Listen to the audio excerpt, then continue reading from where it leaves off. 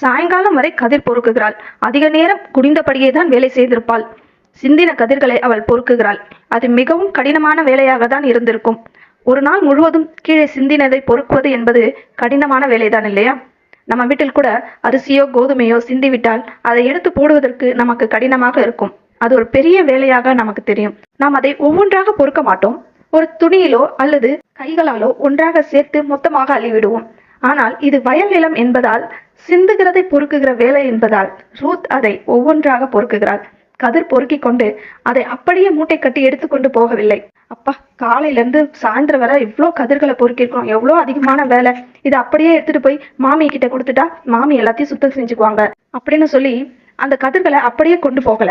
அவள் அந்த கதிர்களை அங்கேயே தூசு மண் எல்லாவற்றையும் தட்டி அடித்து சுத்தம் செய்து வெறும் கோதுமை மணிகளை மட்டும் தனியாக பிரித்து எடுக்கிறாள். அது ஒரு மரக்கால் அளவு இருந்தது என்று